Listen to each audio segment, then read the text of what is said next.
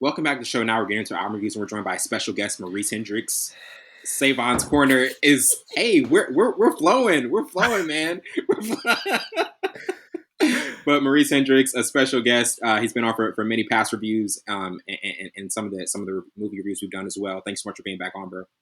Yeah, man, glad to be back. Excited to get into it. Bro, why you interrupting his quote? Why you interrupting his quote? No, because I didn't know you was gonna start that fast. I'm sorry. Yeah, it came out of nowhere. I'm not I gonna was lie. like, we're starting with that one first. He's like, here, welcome back. I'm like, oh, what? Man still had his phone and everything, this bro. Is a cold open. Well, Okay. to start off with our first album review, Schoolboy Q's Beautiful Lips. This is like a really interesting album because there's so much production variant that he has with it. So many different beat switches.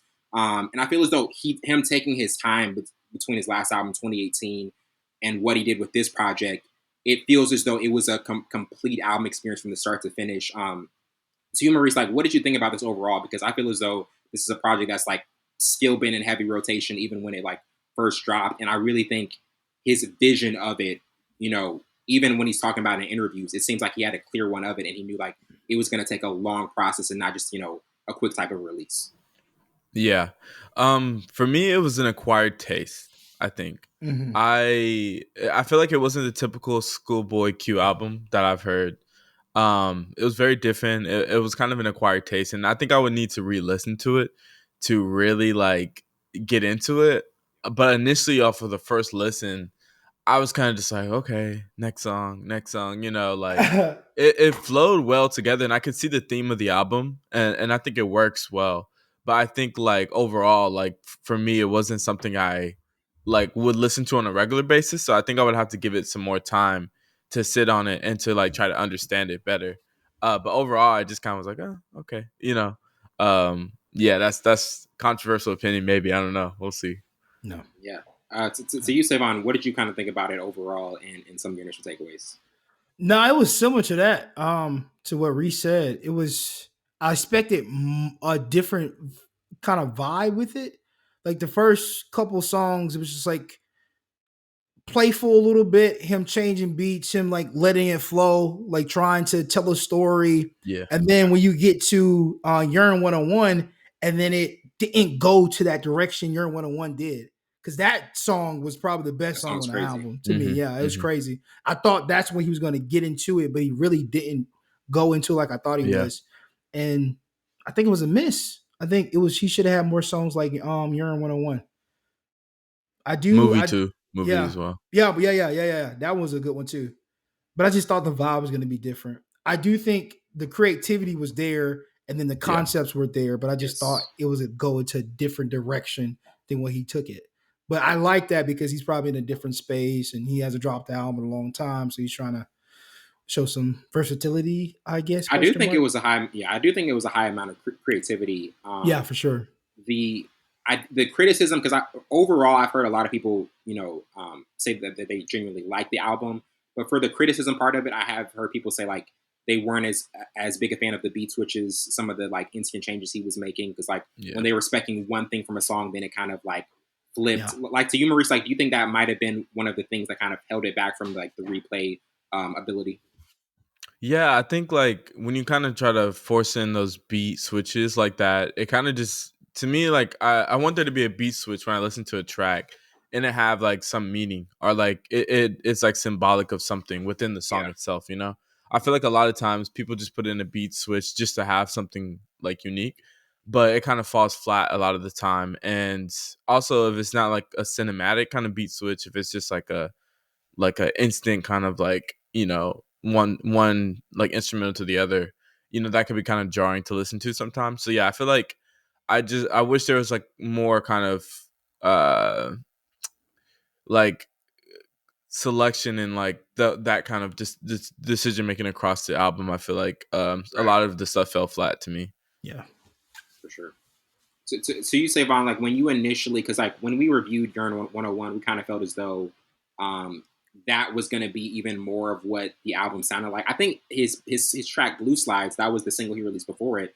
That was a more jazzy, laid Mhm. back feel to it. And I think if I would have Excuse me. heard that one before, I would have been like, okay, this is what he's actually going to do more of. I feel so sometimes that's what he leans to. Do you think, having that high expectation of a single that you initially heard made of like brought the expectations up a little more than kind of it should have been? Yeah, for sure. Because you get those two types of songs. You're like, Yeah. okay, we know the vibe is what it's going to be, jazzy, and it's going to get like crazy. It's going to get real gritty, like Yearn 101. And then I think even with the Freddie Gibbs and Ab Soul, those two songs really didn't hit like I thought it was going to hit because Hmm. those two phenomenal rappers. And I just thought he missed on a couple hooks as well. Like some of the Yeah. hooks didn't hit as well. So I think the expectation was Yearn was crazy. I think that's the only song really that got saved. And I play that constantly even when I'm working out. That beat is Out of the whole album, yes, bro. that's crazy. Yeah, yeah, It wasn't a yeah, bad album, but it wasn't something I could replay. Like Yearn, I could play in the morning to get me hyped. I could play it when I'm about to work out. I can play it when I just drunk a bunch of Red Bull or something. I'm hyped. Boom, boom, boom, boom, boom, boom, boom. Like it's just crazy yeah, beat. yeah, So I thought that was going to be the vibe eventually, like at least 3, 4 songs, him going crazy like he normally does. But yeah, overall, it was a likable project, but not a yeah. re-listenable project. Agreed. Yeah, Yeah. Yeah, definitely. And I'm moving on to Kota the Friend's Lyrics to Go, Vol.5. In his latest project, he covers life experiences, self discovery, and being resilient in the midst of chaos. Kota, to me, is one of those guys who is very like he's centered on direction in terms of his lyricism and obviously the beat selections that he had. I think the one to Loom, the track he had with Hit Boy, I mean that was a really Mm-hmm. that was a smart beat choice, and I think he works well with those types of beats. And I think overall, man, Coda is underrated. I'm seeing more people review his music, even more yeah, streamers talk about his music as he really is starting to become a little more popular. He was Yep. more so Indian underground before. But to you, Maurice, like, what were some of your initial takeaways from this project? yeah, man. I'm not gonna lie, bro. So I found Coda like a long time ago. So I'm like early, Yeah, like I think his project was called like Anything, right? It was like way long ago. Let me look. Yeah, Anything, 2018, right? So I got put onto him right when he started his career. I feel like as I've listened through Coda out his career, I don't know, something's changed. Like the music to me, like I feel like back then he was kind of just like putting stuff out there and like it felt more genuine than like the stuff he's putting out now, in my opinion. And so when I listened to this project, like to me it's kind of like formulaic. Like a lot of the tracks on there are formulaic to me. There's a couple standout tracks to me. But I honestly like I feel like Coda to me is like boring these days. I'm not gonna lie. He always has like sharp lyricism and stuff like that, and he has content in his music. But I feel like the actual, to me, like the kind of combination of his style with like the beat selection has gotten formulaic to me. Mm, Just when I look back at his previous work, you know. good But point. like you said, with like Tulum, Milan, and Oregon, right? Those are some standout tracks for me there's some that undeniable tracks on yeah, here.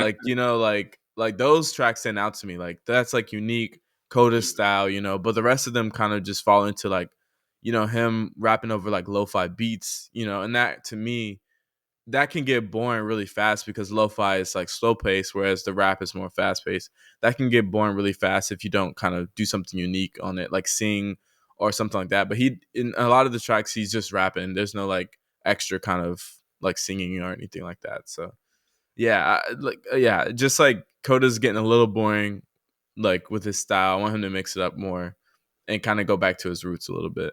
Yeah, that's a good point, actually. What did you kind of think about it overall, Savon? Is Coda boring? Now, now that Reese says that, that's a good point because we've previewed Yeah, we have Coda's. done a couple of his Yeah, and then projects. this is he sticks to a formula for Yeah, sure. Even with the beat selection, it's definitely a formula. I like Big Bear for some reason. I don't know. I like Big Big Bear. I don't Bear. know why I like Big Bear, but Big Bear, I like it. It's actually a dope track. I think it's a sleeper track. But yeah, Tulum, Oregon, and then I like how he opened it up with Beijing. I thought that was Yes. a nice track to Yeah, open it up. But like yeah, it can get boring. At certain point, I was kind of like, okay, he's not really doing anything. It's like who's these artists? Shoot, the one you like from Chicago, Wellington. What's his name? Monotoned. Raps the same on every track. Ooh, I know you're talking about. We reviewed him last time I was on. I think West Uh, Gun, right? Not West West Side Gun. Gun. Oh, okay, never mind. No, it's ah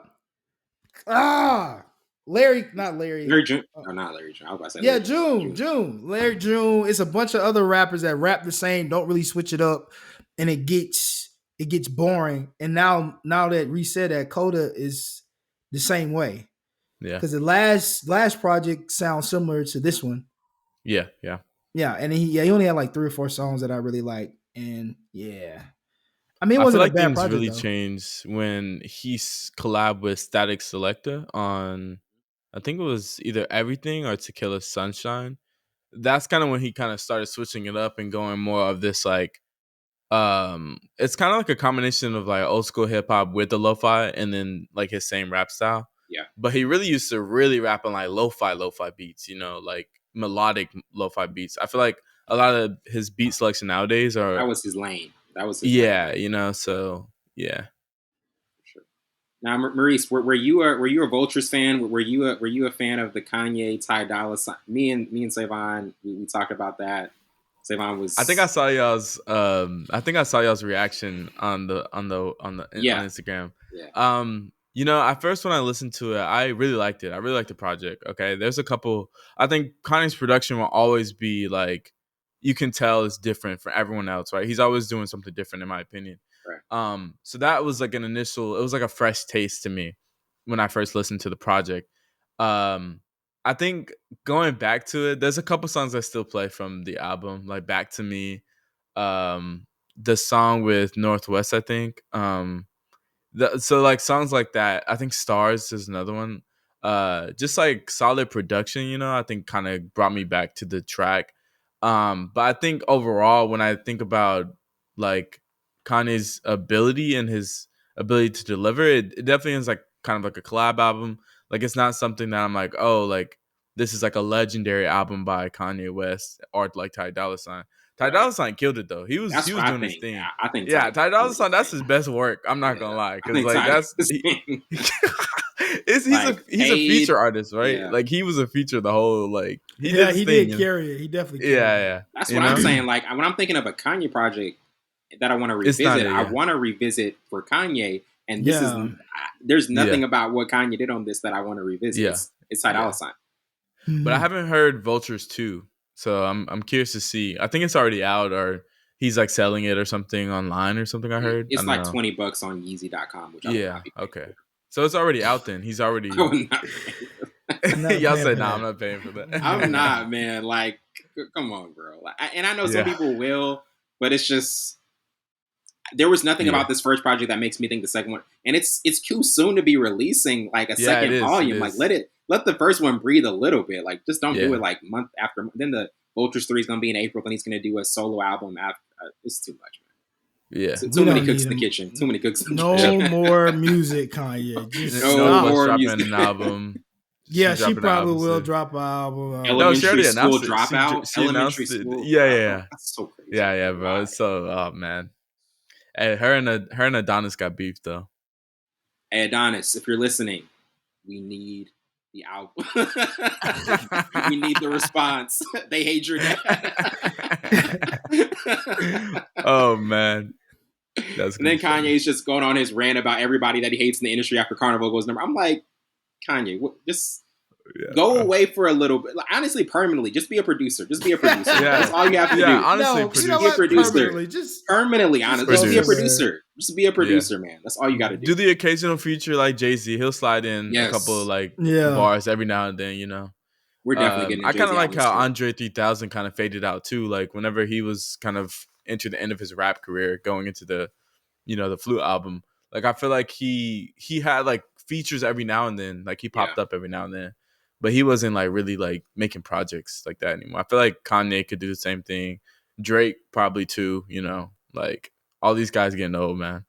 it's so crazy, bro. They're all gotta pushing 40, man. Like, I know, bro. And they talk about the same thing, bro. Over and Especially over. Drake. Yeah, Especially Drake has bro. not switched up, man. Yeah. But it sounds good. It sounds good. That's the I'm thing. still gonna listen to it. Nobody can do it better than him. Like, that's why 40 said, that's why he can get away with it. 40 recently said in an interview, he said, hey, you guys can say whatever you want to about him. That guy knows how to make good music. That guy knows how to exactly. Boy's gifted, man. Boy's gifted.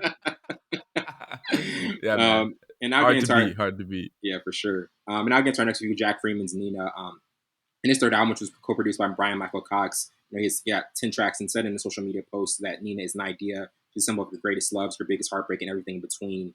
And it's interesting what you said about Kota, Maurice, because this is how I feel about Jack Freeman's album. I've heard some of his earlier stuff, and I liked it kind of more. It sounded, more authentic and more in the R&B lane. This one was like commercial, really kind of a commercial sound, like how you say about with Candy Drip, the Candy Drip album from Lucky Day, how that kind of sounded commercial. That's one I like, but I think with this one it didn't work for Jack Freeman because the commercial sound doesn't work for him as well. To you, Maurice, kind of like what were your initial takeaways from this project? Yeah, dude, same thing. I feel like this was like a pretty generic album. There's a lot of songs in there. Like, it's good, right? Like, it doesn't sound bad. It's not boring. It's not like look, that's it's got me. the tempo. It's got the tempo. Yeah, it has the tempo. Like, I can hear it like in the background, right? Like, it's not like a bad album, but it's stuff I've already heard before. Like, I've heard it better. You know what I'm saying? Like, that's the thing. Like, I've heard this style better done, and so to me it was just kind of like, oh, okay, like cool, nothing special. There's like two songs I really liked. It was like Shine and You Should Be Here. Like Shine kind of reminded me of Nice for What. All those like kind of like that kind of blend between like R&B and then like hip hop that Drake be putting the spin on things. Like I feel like that Shine was like that kind of record. And then You Should Be Here was like super cinematic and the instrumental and production was amazing on that.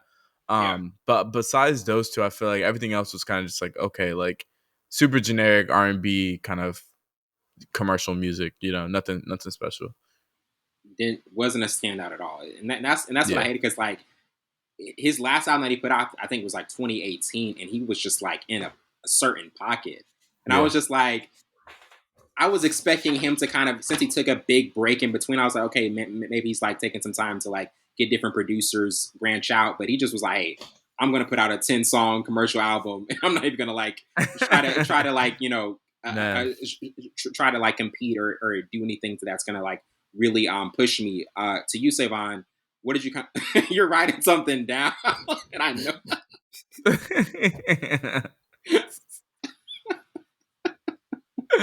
Oh my goodness. Oh my. Did y'all not hear this project? I could only listen to it once, honestly, man. I couldn't. Do you think his voice went with any of these beats? I think the last two. Besides that,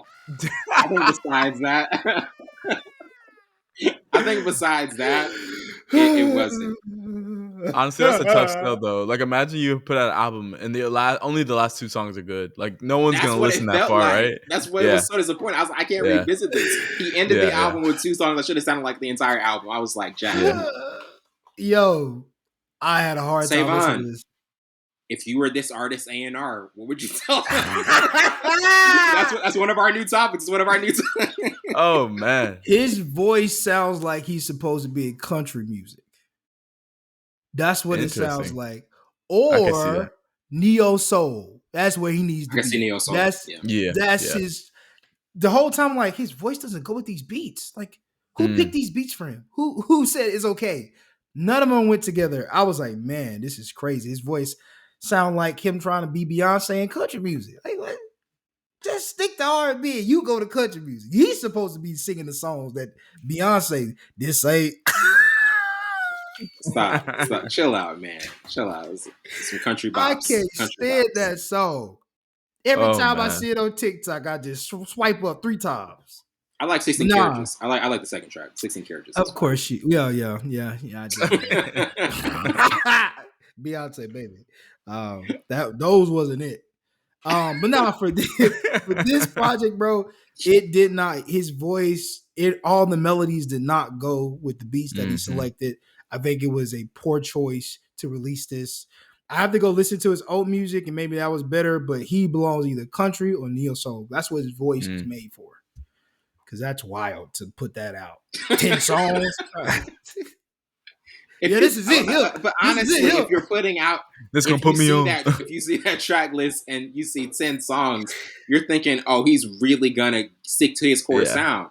Usually, a commercial album is like 18 or 19 songs, and it's like, okay, then he's gonna. If I saw the track list and saw 18 or 19, I would have thought, okay, this is what I'm gonna get. From 10 songs, I was like, oh, this is gonna be fire, and it was not. Yeah, concise 10 songs. I was like, this is what we like at Full Scope. Yeah. Oh man. This is what we've been waiting on, you know? Yeah. This is what we've been waiting on. Jesus. Go back to 1819. That's wild. Yeah. Real quick though, Future and Metro. Future Bro, and when Metro. is that dropping? I can't wait. Next Friday. I can't wait for it. Next Friday and then and the second one, April 12th. That's gonna be. I think those two albums are crazy. He just previewed a song with him and Cardi, right? No, Future and Travis Scott. Okay. That was Metro said no features. Yeah, okay, I heard that. So maybe on the first project, I think they're the not first gonna one have features because they also just confirmed with Cardi today. I saw on Instagram too, that Cardi's going to be on a song with Future as well. So that's gonna be interesting. Maybe they're gonna split it up, like Future's on the second album, and the first one would just be no features. So, but I'm excited for it. Yeah, me too. Greatness on the way. He needs to sample more Drake. That beat when you sample Drake's Scream or whatever, that was fire. Who, Metro? Which one was that? Yeah, which one was that? Metro don't like Drake. I know he sampled. Metro does not like Drake at all. He don't. Yeah, he don't even want to mention What's that song? What's the song he sampled? Because Drake was in the he had the video to himself. He's like and he sampled that West Palm. Oh yeah, when you have to Drake send that to me. Yeah. When Drake said that the tweeters and the leaders, I remember that one. Simple Drake. Oh, that one. Okay. Yeah. I need the Waxman. That one. I need a Waxman. Yes, that's what. Yeah. The Waxman. We're never getting. Was it that part he sampled, or he sampled like a scream or something? You said this right here. Hold up. I don't know if you can. Hold up. Oh no, my bad. No. Hold up. Sorry. I'm new to this. I'm not new to Oh, I gotta wait. Sorry, guys. It's all good.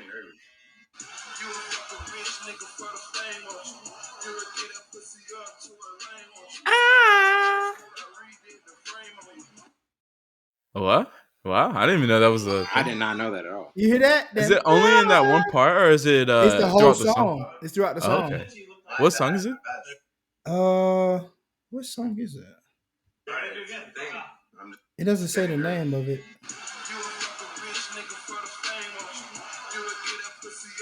It don't say so this is a new song then. This is like a okay. That's so this is it's not out yet. Okay. I'm surprised Metro did that. That's crazy. Yo, it's so funny. That's what I think. That's what he responded to Drake on Twitter, like, "Ooh, don't get the gun." Yeah. That's what he was funny. That was funny. Hold on, Jamaldo.